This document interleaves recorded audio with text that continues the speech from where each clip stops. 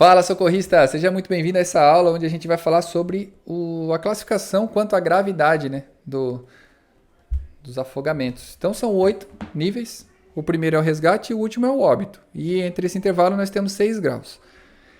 E aí, lá na página 93, a gente vai acompanhar isso. Na página 93 você vai estar lá no primeiro grau de afogamento. E assim, pessoal, o que eu vou falar? Eu vou ter que pagar um pau mesmo pro cara que fez, porque assim, a primeira coisa, isso aqui não é universal, tá? Não é no mundo inteiro que é feito desse jeito. A Sobrasa que faz mais. Em 2022 eu fiz um curso onde tinha professores da Argentina, do Chile, da Espanha, dos Estados Unidos, de salvamento aquático. E aí eu percebi o quanto nós somos abençoados por causa da Sobrasa e por causa dos estudos das pessoas que estão lá. Pensa da seguinte maneira, cara. O cara que pensou nisso aqui, a equipe que pensou, né? Foi guiada por Deus, não é possível. Porque eles têm marcos muito importantes assim em cada processo. Você sabe lá, o primeiro grau de afogamento, se você não sabe, é tosse.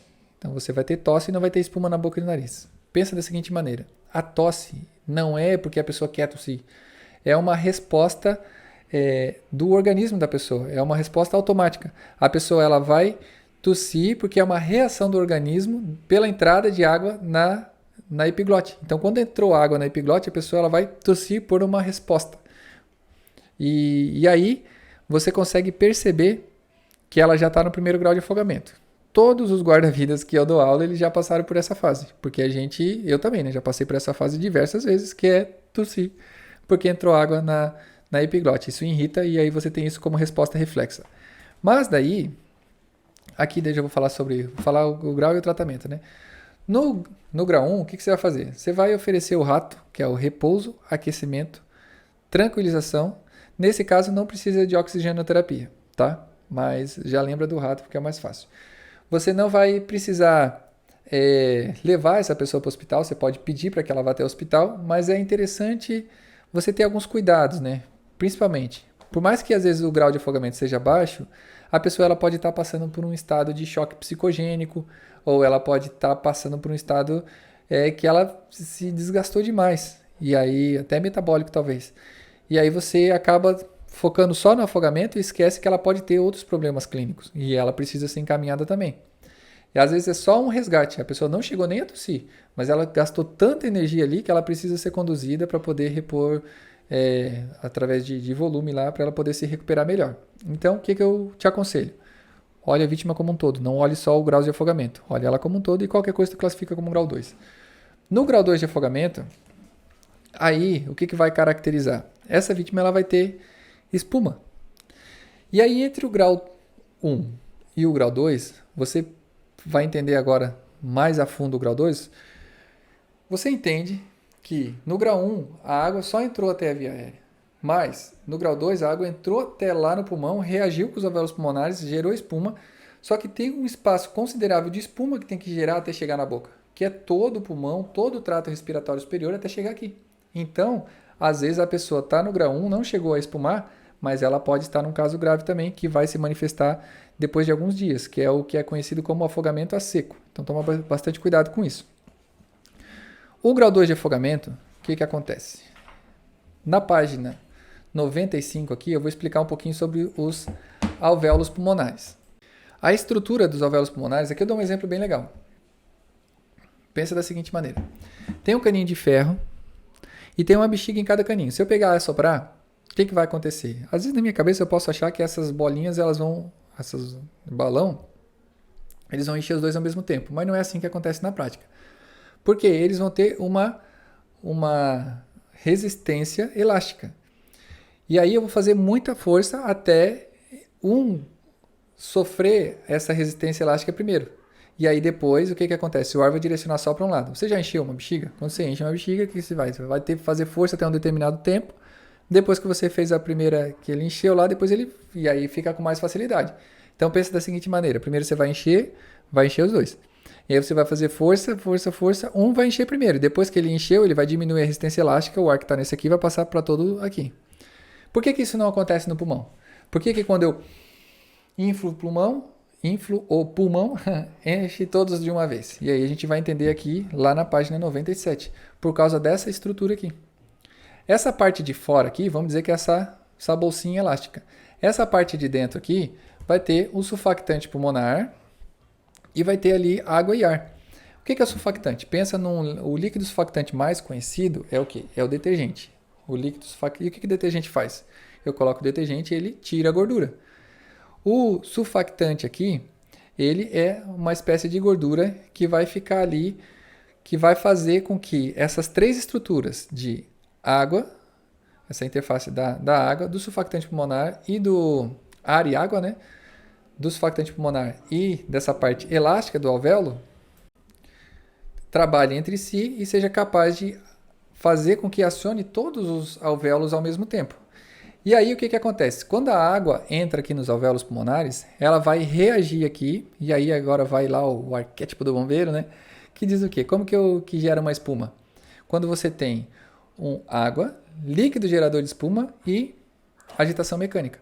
Então essa é a tríade da espuma, né? Entrou aqui, teve agitação e começou a ter essa espumação. E é como eu falei para você, para sair do pulmão até chegar na boca, mesmo que seja pouca espuma na boca, há uma distância considerável. Então você tem aqui pouca espuma na região da boca e do nariz, falando de afogamento grau 2. E aí, o que você vai fazer? Na página 98 aqui eu vou falar um pouquinho sobre o afogamento a seco. Eu até deixei um link aqui para você pesquisar sobre uma reportagem. Lá nos Estados Unidos eles chamam de quase afogamento, que a pessoa passou por uma situação, um episódio de quase se afogou e depois de 2 dias ela morre. Por quê?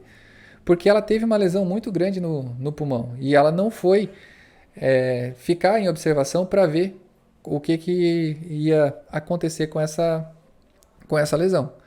E qual que é o procedimento que a gente tem que fazer no grau 2 de afogamento? Ofertar daí o rato, repouso, aquecimento, tranquilização e oxigenoterapia, só que esse oxigênio ele vai ser 5 litros por minuto. Nesse caso aqui, no Bombeiro de Santa Catarina, a gente faz via catéter nasal, por causa da máscara, né? Que a máscara a máscara de reinalação, ela precisa ser acima de 8. E aí você vai acionar a ambulância, não precisa ser o suporte avançado, pode ser o suporte básico mesmo, e essa pessoa ela vai ficar em observação no hospital por 24 horas, mas o interessante é de 6 a 48 horas. Nesse caso aqui, a gente vai colocar ela na posição lateral de segurança, que foi uma posição muito estudada pelo Dr. Spielman, e aí a gente viu que é muito boa, é muito confortável para a vítima. Depois a gente vai falar um pouquinho só sobre essa posição, beleza? O que eu preciso entender sobre tudo isso aqui? Que o grau 2 de afogamento não é pouca coisa. Às vezes a pessoa acaba tratando o grau 2 como se fosse algo que não fosse possível a vítima morrer por causa disso.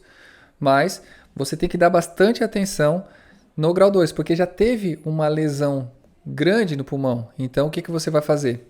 Você vai pedir para poder fazer essa observação. O que eu preciso entender? Né? A grande diferença ali entre o afogamento de água doce ou na água salgada é que um vai ter o edema pulmonar ali na água doce e na água salgada ele vai ter a estalactasia dos alvéolos pulmonares, que é que eles vão ficar bem murchinhos. Mas de qualquer jeito, os dois eles não vão conseguir fazer hematose, que é a troca de gás. E isso vai causar uma lesão no pulmão. Indiferente se grau 2, quanto maior o grau, maior vai ser a lesão. Beleza? Então essa aula aqui foi uma aula boa, assim, rápida, né, sobre o grau 2 de afogamento. Eu vou cortar essa aula aqui agora, porque a próxima aula vai ser sobre o grau 3 de afogamento, e daí eu quero falar para vocês sobre algumas diferenças entre o grau 3 e o grau 4, para vocês entenderem o abismo que há entre um e outro. O que eu queria deixar bem claro? Presta bastante atenção de como que foi pensado cada grau de afogamento, porque cada grau de afogamento foi muito bem pensado, e não é todo mundo que tem essa maravilha de informação que nós brasileiros temos. Então eu fico olhando aqui para baixo porque tá aqui o livro, tá? Então acompanha por aí. Me diz o que você acha, se você já viu alguma situação como essa aqui do afogamento a seco, né? Que está escrito aqui na página 98 do livro. Que é aquele afogamento que a pessoa quase se afoga e aí tá todo mundo tranquilo, depois morre depois de 2 dias. E aí qual que seria a sensação, né, do socorrista que atendeu essa vítima e não prestou o auxílio correto, beleza? Show de bola! Te espero na próxima aula. A próxima aula vai ser sobre afogamento grau 3, beleza? Até lá!